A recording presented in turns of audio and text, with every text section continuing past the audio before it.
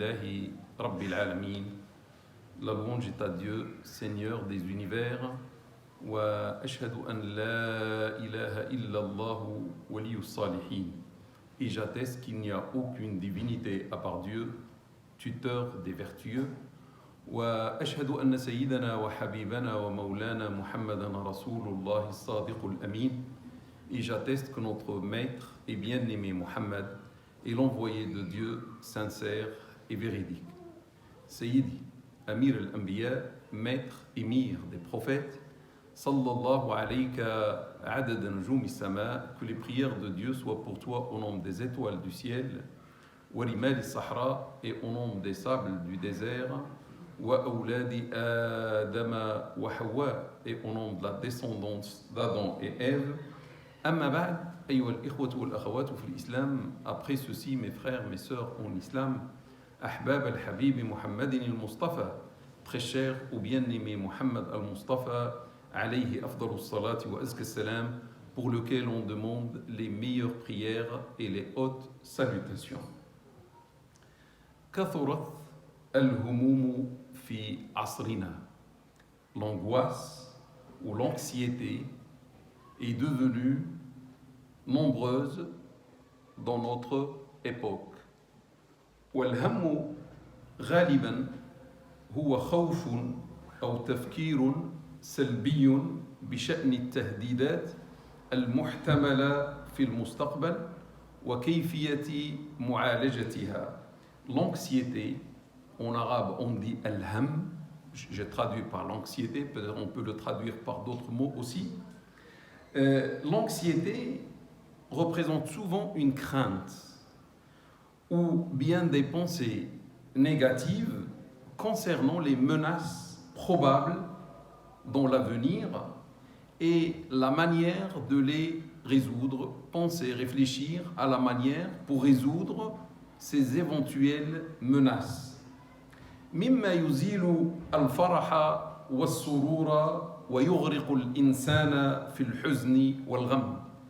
Ce qui élimine pour l'individu la joie, le bien-être, plonge la personne dans la tristesse et dans l'angoisse. والناس متفاوتون أمام الهم حسب قوة الإيمان. Et bien sûr, tous les gens ne font pas face vis-à-vis de l'anxiété de la même manière. Chacun fait face à l'anxiété selon le degré et la puissance de sa foi. هناك من يدفعه الهم إلى الانخفاض العصبي والمرض. Il y a des gens qui seront poussés par l'anxiété même jusqu'à connaître ce qu'on appelle la dépression nerveuse ou bien la maladie. وأسباب الهم ممكن أن تكون داخلية أو خارجية. Les raisons, les causes de l'anxiété peuvent être internes ou intérieures comme externes ou bien extérieures.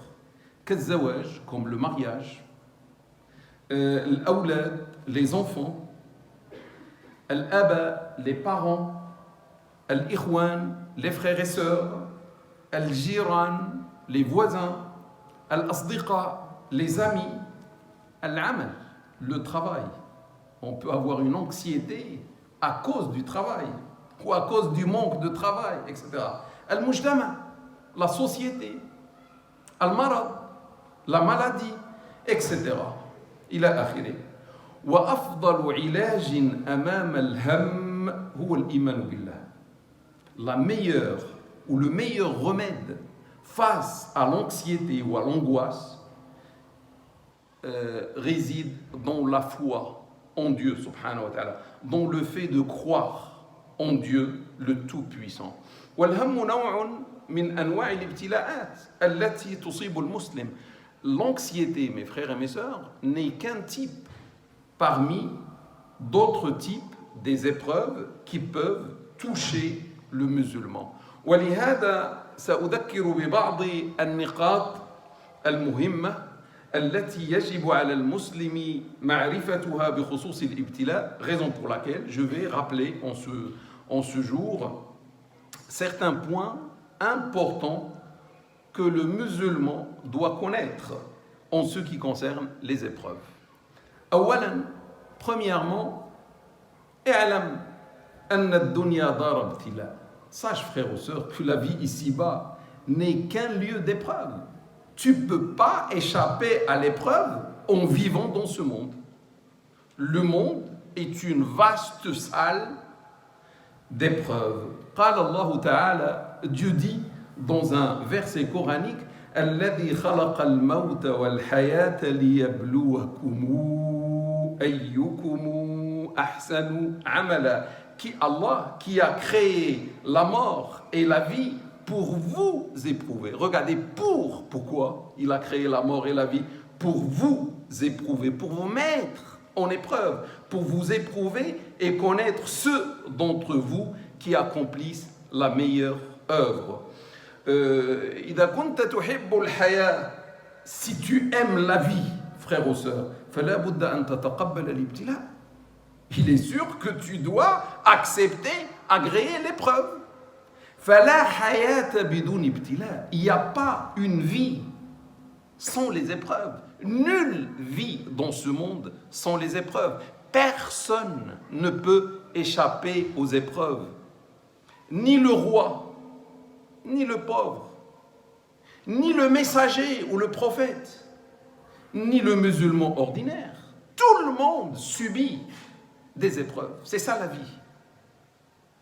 الثاني, le deuxième point, الابتلاء يأتي من طرف الله. L'épreuve ne vient que de la part de Dieu même. Ça vient de Dieu. والمؤمن الحقيقي لا يعترض على مشيئة الله. من أنت؟ من أنا؟ حتى نعترض على شيء أراده الله. Et le véritable croyant, mes frères et mes sœurs, ne peut pas s'opposer à la volonté de Dieu. L'épreuve vient de Dieu. Et le croyant véritable ne s'oppose jamais à la volonté de Dieu. Qui suis-je? Qui es-tu pour t'opposer à quelque chose voulu par Dieu subhanahu wa ta'ala? قال Allah, Dieu dit dans un verset coranique, ما أصاب من مصيبة إلا بإذن الله. Nulle calamité, nulle épreuve, nul malheur ne peut atteindre l'homme sans la permission de Dieu. Sans la permission de Dieu, sans la volonté de Dieu. Arih nafsak. Apaise-toi, frère ou sœur. Dors tranquille. La yumkin abadan an tusibaka musibatun lam ya'dam biha Allah. Jamais tu ne seras touché par une épreuve qui n'a pas été autorisée, voulue par Dieu subhanahu wa ta'ala. Jamais. Apaise-toi. قال Allah, Dieu dit dans un verset coranique, قل لن يصيبنا إلا ما كتب الله لنا هو مولانا هو الذي أراد. قل يا محمد قل لن يصيبنا إلا ما كتب الله لنا هو مولانا وعلى الله فليتوكل المؤمنون. Dis, ô Muhammad, dis aux croyants, dis, rien ne nous atteindra en dehors de ce que Dieu nous a déjà prescrit. Il est notre maître. C'est le maître lui-même qui veut des choses pour nous. C'est lui qui a écrit toutes les épreuves que nous allons connaître, chacun de nous, dans notre vie. C'est lui notre maître. Gloire et pureté à lui. Et après il dit, et c'est en lui, c'est en Allah, c'est en lui que les croyants doivent mettre leur confiance. On doit avoir pleinement confiance en Dieu subhanahu wa ta'ala en ce qui concerne les épreuves. لن تكون مؤمنا حقيقيا حتى ترضى بما رضي الله لك. Jamais, frère ou sœur, tu ne seras un véritable croyant que le jour où tu vas agréer tout ce que Dieu a agréé pour toi-même. Si tu n'agrées pas ce que Dieu a voulu pour toi, ça veut dire que tu n'es pas un croyant véritable, avec une foi de 100%. ثالثا, troisièmement, الابتلاء علامة على حب الله للمؤمن. L'épreuve est un signe qui montre l'amour de Dieu pour un croyant donné.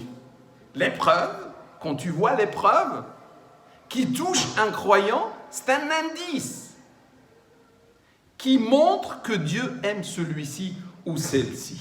Arif nafsak. Apaise-toi, frère ou sœur. إذا رأيت نفسك في ابتلاء فاعلم بأن الله أحبك. Si tu vois un jour ou l'autre que tu passes par une épreuve, sache tout simplement que Dieu t'a aimé. قال النبي صلى الله عليه وسلم. Le prophète صلاة السلام sur lui dit إن عظم الجزاء مع عظم البلاء. L'énormité du salaire ou l'énormité de l'épreuve, l'énormité de la récompense dépend de l'énormité de l'épreuve. وَإِنَّ اللَّهَ إِذَا أَحَبَّ قَوْمًا ابْتَلَاهُمْ. Et quand Dieu aime un peuple, il les éprouve. رواه الترمذي وابن ماجه عن النبي صلى الله عليه وسلم وهو حديث حسن صحيح. Donc c'est un hadith qui est rapporté à la fois par Tirmidhi, par Ibn Majah sur le prophète sallallahu alayhi wa sallam, l'imam Tirmidhi qui a qualifié ce hadith de bon et d'authentique. Donc Allah, quand il aime des gens, il va les mettre à l'épreuve. Donc quand tu vois l'épreuve, tu dois voir en elle l'amour de Dieu pour toi, frère ou sœur. Et qui est mieux que toi? Si Allah, dans sa grandeur, dans sa splendeur, est en train de t'aimer. كراهية الابتلاء تعني نوعا ما كراهية لحب الله لك.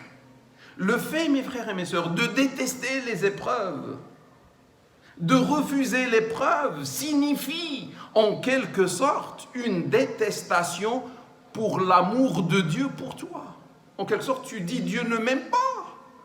Si l'amour de Dieu, c'est l'épreuve qui va me faire mal, Dieu ne m'aime pas, en quelque sorte, c'est ce que tu dis. Lorsque tu refuses ou tu détestes les épreuves. Ar-Rabi'a, le quatrième point, al-ibtila'u yamhu ad-dhunuba wa yarfa'u ad-darajat. Les épreuves effacent, brûlent les péchés que tu as commis dans le passé, effacent les péchés et élèvent les degrés, subhanallah, dans le paradis. Il y a des degrés dans le paradis qu'on ne peut pas atteindre avec notre salat, ou avec notre jeûne, ou avec notre pèlerinage. Mais Inch'Allah, on va les atteindre grâce aux épreuves, si on adore bien Dieu lors de l'épreuve. قال النبي صلى الله عليه وسلم.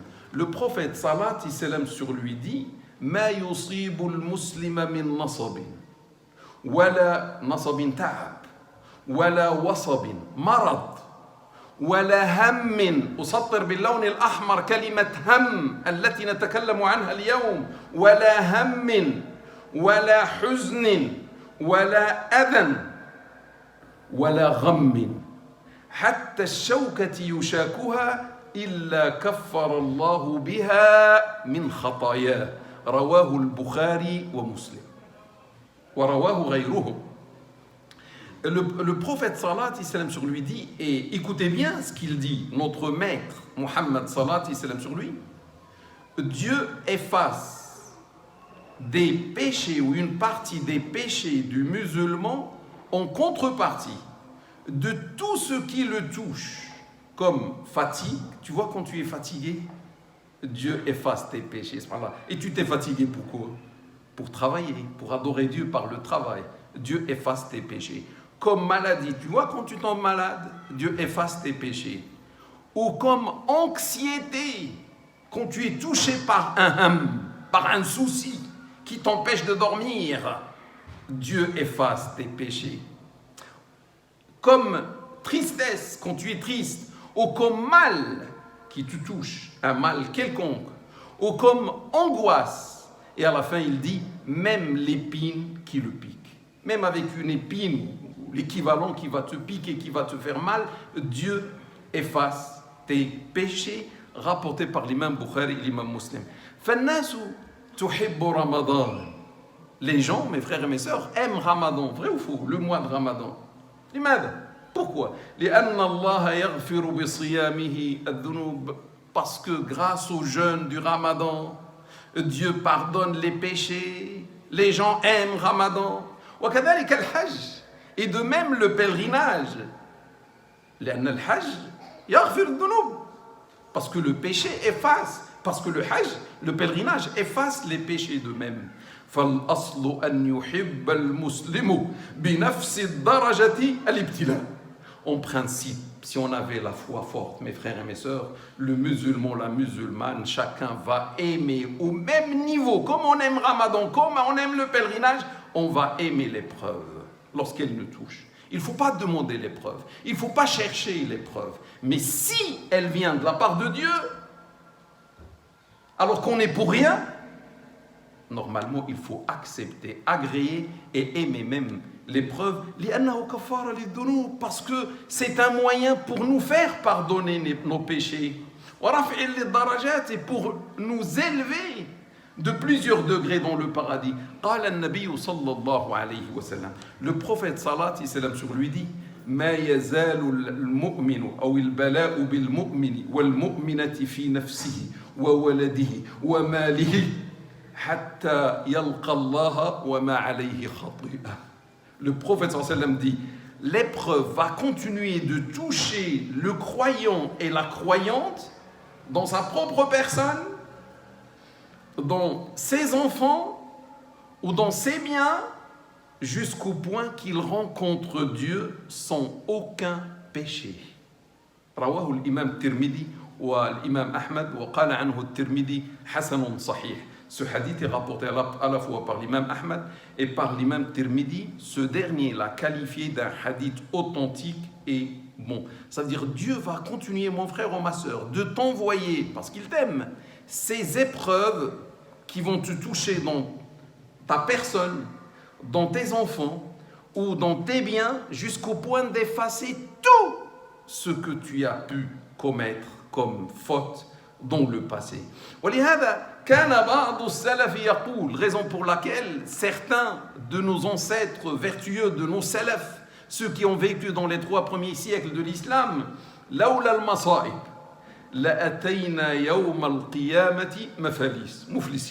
s'il n'y avait pas les épreuves, on viendrait le jour de la résurrection en faillite. Parce que sans les épreuves, on viendra le jour de la résurrection avec tous nos péchés. Avec les épreuves, on viendra sans péché. Donc, alhamdoulilah, pour les épreuves en quelque sorte. وَكَانَ أَحَدُهُمْ يَفْرَحُ بِالْبَلَاءِ كَمَا يَفْرَحُ أَحَدُنَا بِالنِّعَمِ وَالرَّخَاءِ. L'un d'eux, de nos ancêtres vertueux des 3 premiers siècles de l'islam, l'un d'eux vivait la joie lorsqu'il subissait l'épreuve. Il recevait l'épreuve, il réagissait face à l'épreuve avec joie. Comme l'un de nous aujourd'hui reçoit les bienfaits de Dieu et les grâces de Dieu avec joie. Parce que l'épreuve, mon frère ou ma soeur, c'est un bienfait de Dieu, subhanahu wa ta'ala. Un bienfait qui va te laver, qui va te nettoyer, qui va t'alléger de tous les péchés. Le jour de la résurrection, l'un de nous va chercher de donner une mauvaise action à son père, à sa fille, à sa femme, à son mari, etc. Débarrasse-moi de cette mauvaise action. Et personne n'acceptera, ni père, ni mère, mais grâce à l'épreuve, tout cela part de lui-même, parce que Allah va tout soulager de tous tes péchés. Est-ce un bienfait ou un malfait? C'est un bienfait normalement.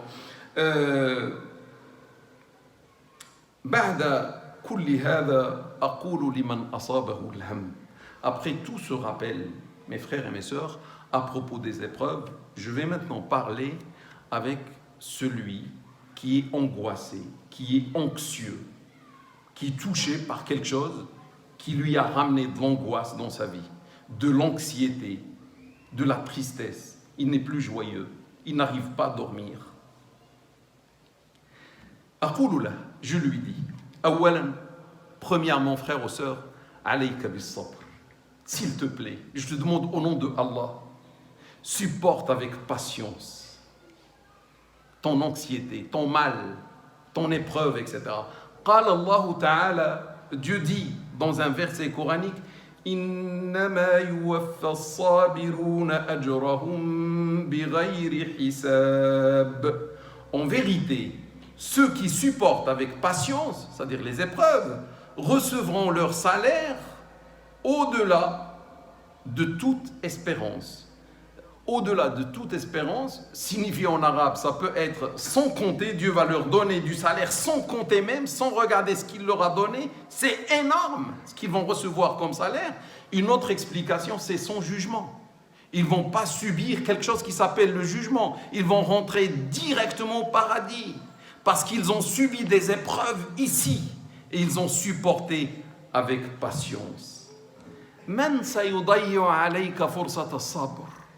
Qui va te faire rater, en quelque sorte, cette occasion de supporter avec patience Ash-Shaytan, le diable, le shaytan. N'écoute pas Ash-Shaytan. La tastami' lish-Shaytan. La tahrim nafsaka akhi ukhti min ajri sabr.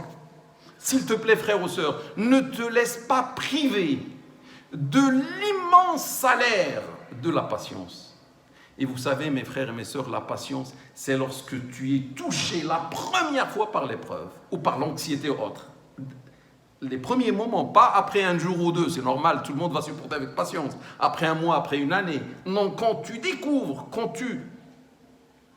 on t'annonce quelque chose qui va déclencher ton anxiété ou ton angoisse, etc.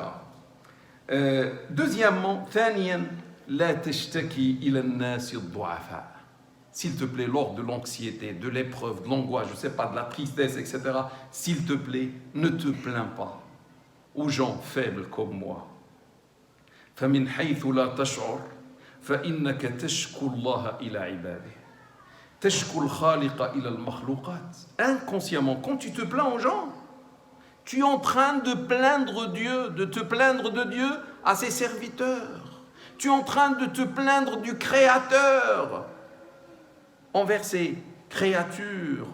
وماذا عسى أن تصنع لك كل المخلوقات إن اصطفت وراءك. Et que peuvent-ils ou que peuvent-elles faire toutes les créatures si elles sont rangées derrière toi? Rien. Face à la volonté de Dieu subhanahu wa ta'ala. قال يعقوب عليه لأن الابتلاء يأتي من الله لما تشتكي للناس فإنك تشتكي من الله. Parce que l'épreuve, frères et sœurs, vient de la part de Dieu, on l'a compris. Quand tu te plains d'une épreuve aux gens, tu es en train de te plaindre de Dieu en quelque sorte. Tu te révoltes contre Dieu, subhanahu wa ta'ala. وَالْمُؤْمِنْ لَا يَفْعَلْ هَذَا. Et le croyant ne fait pas cela. قال Allah ta'ala wa tabarak an Yaqub alayhi salam. Regardez ce verset coranique où Dieu nous parle de Jacob, salat salam sur lui, qui a perdu son fils Joseph. Et qu'est-ce qu'il a dit, salat salam sur lui? قال إنما أشكو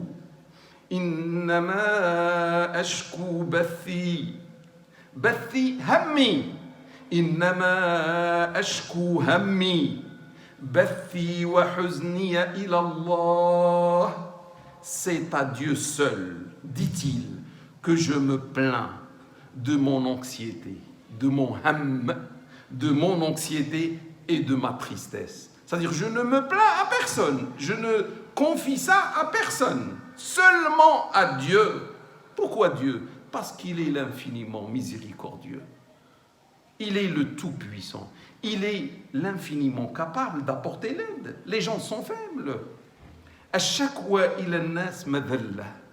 Quand tu te plains, mon frère ou ma soeur, aux humains, c'est une humiliation pour toi. والله أنت تتكلم مع واحد وتشتكي وتبكي وهو يشوف الساعة. يقول لك هذا راه عندي العمل هذا ما خلاني نخدم. Tu te plains à quelqu'un et tu pleures, etc. Lui, il regarde l'heure. Rapidement, j'ai du travail, je n'ai pas le temps à t'écouter.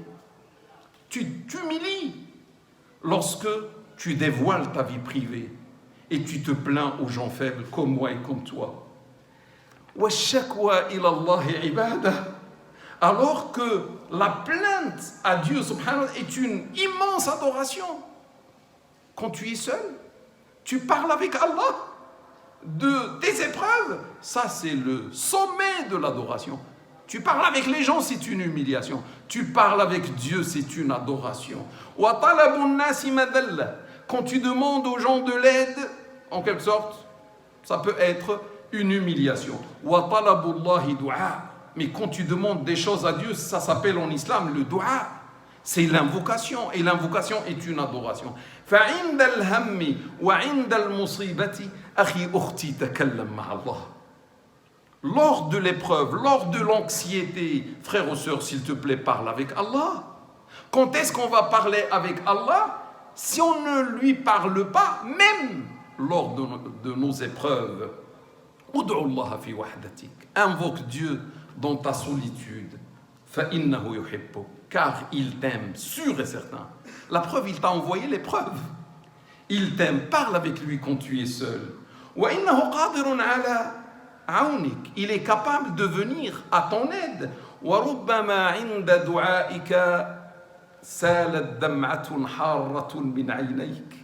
Peut-être quand tu vas te mettre à parler avec Allah, dans ta solitude, personne ne te voit à part lui, tu sais que les gens ne peuvent pas t'aider, et tu parles avec Allah, et tu insistes, et tu fais dua, peut-être une larme chaude va déborder de tes yeux. فَأَعْطَاكَ اللَّهُ إِثْرَهَا ظِلَّهُ يَوْمَ لَا ظِلَّ إِلَّا ظِلُّهُ. Et juste après cette larme, ou ces quelques larmes, Dieu va t'offrir l'ombre, son ombre divine, le jour où il n'y aura aucune ombre à part la sienne, muttafaqun alayh, unanimement authentique. وكل هذا بفضل الابتلاء ما كنت لتبكي لولا الابتلاء. Et tout cela grâce à l'épreuve. Sans l'épreuve, tu n'allais même pas pleurer. L'un de nous ne pleure même pas dans la salade. Et lorsqu'il y a une épreuve, il pleure parfois comme un bébé. ومن أفضل الدعاء عند الهم دعاء النبي صلى الله عليه وسلم. Et lors du ham, lors de l'anxiété, de l'angoisse, le meilleur dua, la meilleure invocation à faire est celle de notre cher prophète salat et salam sur lui. كان يكثر صلى الله عليه وسلم من هذا الدعاء. Il faisait beaucoup de fois ou régulièrement ce dua, cette invocation. Allahumma inni a'udhu bika min al-ham. Seigneur, je demande ta protection contre le ham, contre l'anxiété, wal hazan, et contre la tristesse, wal ajzi wal kasal, et contre l'incapacité et contre la paresse. Wal-jubni wal-bukhl, et contre la lâcheté et contre l'avarice, wa dala'i dayni, et contre le poids qui est lourd de la dette, wa ghalabati rijal, et contre l'injustice des hommes et leur domination. Rawahu l'imam Bukhari, rapporté par l'imam Bukhari. أعيد هذا الدعاء بسرعة. اللهم إني أعوذ بك من الهم. والله لو نقول هذا الدعاء بعد كل صلاة. Mes frères et mes sœurs, si on se met à répéter ce dua prophétique derrière chaque salat, ça nous prend quelques secondes. اللهم إني أعوذ بك من الهم والحزن والعجز والكسل والجبن والبخل وضلع الدين وغلبة الرجال.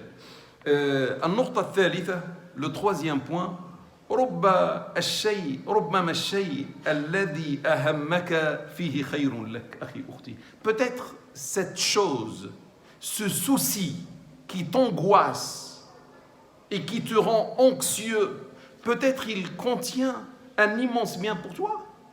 On ne sait jamais. Et tu ne le sais pas comme moi, parce qu'on ne connaît pas l'invisible et l'inconnu.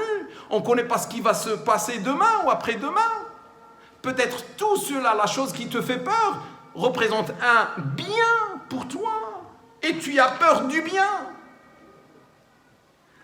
قال الله تعالى, Dieu qui connaît tout, dit dans un verset coranique, وَعَسَىٰ أَن تَكْرَهُوا شَيْئًا وَهُوَ خَيْرٌ لَكُمْ وعسى أن تحبوا شيئا وهو شر لكم والله يعلم وأنتم لا تعلمون. Or, il se peut que vous détestiez une chose qui représente un bien pour vous. Il se peut que vous aimiez une autre alors qu'elle constitue un mal pour vous.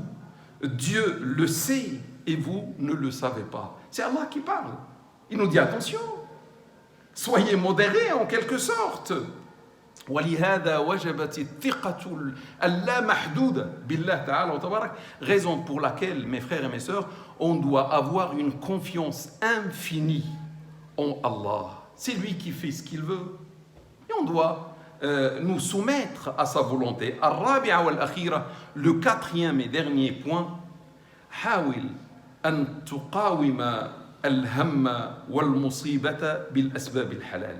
Essaie, frères ou sœurs, quand tu passes par des épreuves, quand tu es angoissé, anxieux, etc., vis-à-vis d'une chose, essaie de lutter contre cette chose avec les moyens légaux, avec les moyens halal, وأن تستعين بمن تظن أنه قادر على إعانتك, et de faire recours à celui que tu penses, que tu crois capable de t'aider dans ton épreuve, كالطبيب عند المرض, comme le médecin lors de la maladie, أو المحامي عند الظلم, ou comme l'avocat lors de l'injustice, إلى آخره, etc.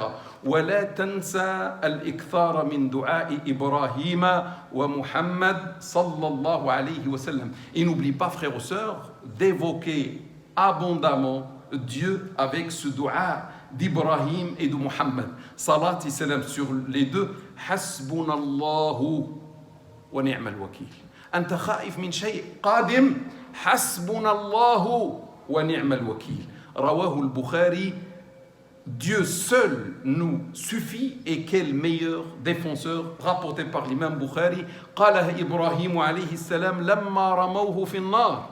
Ibrahim, salat et salam sur lui, a prononcé ce dua lorsque son peuple l'a jeté dans le feu. Et le feu est devenu fraîcheur et paix pour lui. وقالها محمد صلى الله عليه وسلم قبل لقاء العدو. Et Muhammad salat et salam sur lui a dit ce dua, Hasbunallahu wa ni'mal wakil, avant de rencontrer l'ennemi. L'ennemi allait venir, il y avait une rencontre redoutable, grave, un combat. L'ennemi n'est même pas venu.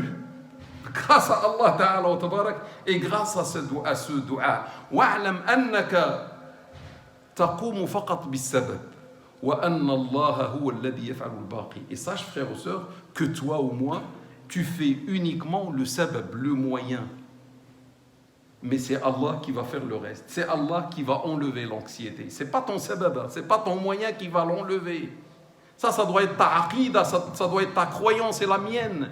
Tu fais le sabab, tu fais le moyen, et ne pense pas que c'est le moyen qui va te préserver. Fais le moyen et tourne-toi vers Allah. Allah, j'ai fait le moyen, mais je compte sur toi, aide-moi, etc. Et bien sûr, Allah t'aidera parce qu'il t'aime et parce qu'il aide ses serviteurs croyants. أقول قولي هذا وأوصيكم ونفسي بتقوى الله واستغفر الله لي ولكم ولسائر المسلمين فاستغفروه هو الغفور الرحيم وآخر دعوانا أن الحمد لله رب العالمين. الحمد لله وكفى وسلام على عباده الذين اصطفى وعلى رأسهم سيدنا وحبيبنا ومولانا محمد المصطفى صلى الله عليه وسلم وعلى آله وأصحابه وعلى كل من لسنته اتبع واقتفى. أما بعد عباد الله, après cela, serviteurs de Dieu, يوم الاثنين القادم 18 أكتوبر سيوافق 12 ربيع الأول, يعني يوم ولادة النبي صلى الله عليه وسلم. Sachez, mes frères et mes sœurs, que ce lundi qui vient, le 18 octobre, va coïncider avec le Maoulid, avec le 12 Rabi' premier, avec le mois arabe ou le mois religieux, Rabi' premier, printemps premier, c'est le 12, ça va être le 12, et cette date coïncide avec l'anniversaire de la naissance de notre cher prophète Muhammad, salat et salam sur lui. وبهذه المناسبة أذكركم بشيئين واجبين على كل مسلم ومسلمة. à l'occasion de cet anniversaire, je vais vous rappeler, mes frères et mes sœurs, 2 choses obligatoires, nécessaires pour chaque musulman et chaque musulmane. Al-Oula, le premier point, أن تحب النبي صلى الله عليه وسلم أكثر من كل شيء في حياتك بعد الله. C'est que tu dois, mon frère ou ma sœur, aimer ce prophète Mohammed, salat et salam sur lui, plus que toute chose dans ta vie après Dieu. Tu aimes Dieu et juste après c'est le prophète sallallahu alayhi wa sallam. Tuhibbahu aktar min nafsi. Tu dois l'aimer plus que ton amour propre. Tu dois aimer ton prophète plus que toi-même. Aktar min amalik, plus que ton travail. Aktar min malik, plus que tes biens. Aktar min zawjatik, plus que ton amour pour ta femme. Aktar min zawjik, plus que ton amour pour ton mari. Aktar min walidayk, plus que ton amour pour tes parents. Wa aktar min awladik, et plus que ton amour que tu as pour tes enfants. قال النبي صلى الله عليه وسلم, notre cher prophète salat et salam sur lui dit, لا يؤمن أحدكم, كان يقول أنتم في الكذب إذا لم تصلوا إلى هذه الدرجة. إيمان كاذب. لا يؤمن أحدكم حتى أكون أحب إليه من والده وولده والناس أجمعين. متفق عليه Bukhari wa Muslim. L'un de vous n'est véritablement croyant que lorsqu'il m'aime, moi le prophète, que lorsqu'il m'aime plus que son amour pour son père, pour ses enfants et pour l'humanité toute entière. Et dans l'humanité toute entière, il y a la femme, il y a le mari, etc. Plus que tout le reste. Unanimement authentique, rapporté à la fois par Bukhari et Muslim. Tu ne peux pas, frère ou sœur, moi aussi avec toi, tu ne peux pas prétendre avoir la foi véritable 100% si tu aimes ta personne plus que le prophète. Si tu aimes tes enfants plus que le prophète. Si tu aimes ta belle voiture plus que le prophète. Si tu aimes ta belle demeure plus que le prophète sallallahu alayhi wa sallam. Là, wajib alayk, c'est une obligation pour toi, comme pour moi, d'aimer le prophète sallallahu alayhi wa sallam plus que tout le reste. Deuxièmement, أن تطيع النبي صلى الله عليه وسلم وتتبعه في كل حياتك وفي كل اختياراتك. Deuxième chose, tu dois aimer le prophète sallallahu alayhi wa sallam. Tu dois obéir au prophète sallallahu alayhi wa sallam sur lui. Tu dois aussi le suivre dans toute ta vie, dans tous les choix de ta vie. Tu dois obéir et suivre à 100% les traces et les recommandations du prophète sallallahu alayhi wa sallam. Wa illa fa imanuka mudabdab, sinon ta foi n'est pas parfaite. قال الله تعالى, Dieu dit à propos de ce point, وما آتاكم الرسول فخذوه وما نهاكم عنه فانتهوا واتقوا الله إن الله شديد العقاب. Prenez ce que le messager vous donne et abstenez-vous de ce qu'il vous interdit. Ou bien suivez ce que le messager vous ordonne et abstenez-vous de ce qu'il vous interdit. Et craignez pieusement Dieu, car Allah a le châtiment le plus sévère. Dieu a menacé par un châtiment sévère. Il a demandé une crainte pieuse pour mettre en garde celui qui va s'amuser à ne pas suivre le prophète sallallahu alayhi wa sallam, à désobéir au prophète sallallahu alayhi wa sallam, qu'il s'attende à un châtiment douloureux de la part de Dieu subhanahu wa ta'ala. فالإنسان ممكن أن يقيم نفسه يوم المولد. Il est possible, frères ou sœurs, de chacun de nous, pour chacun de nous, de faire une évaluation, un bilan personnel. Le jour du Mawlid, ce lundi, le jour de la naissance du prophète sallallahu alayhi wa sallam, هل يحب النبي صلى الله عليه وسلم. Est-ce que j'aime le prophète sallallahu alayhi wa sallam? En ce jour de lundi, je pose la question, est-ce que franchement moi j'aime le prophète sallallahu alayhi wa sallam? Et quelle est la preuve? Est-ce que mon amour pour le prophète est réel, véridique? هل أطيع النبي صلى الله عليه وسلم? Est-ce que moi j'obéis à 100% au prophète sallallahu alayhi wa sallam? في حالة نعم هنيئا لك. Dans le cas où la réponse à tes questions va être oui, félicitations à toi. فالله والنبي عليه الصلاة والسلام يحبانك. Certes, Dieu et son prophète salat et salam sur lui t'aiment. وفي حالة لا فتوب إلى الله. Mais dans le cas où la réponse va être non, fais le repentir rapidement à Dieu subhanahu wa ta'ala.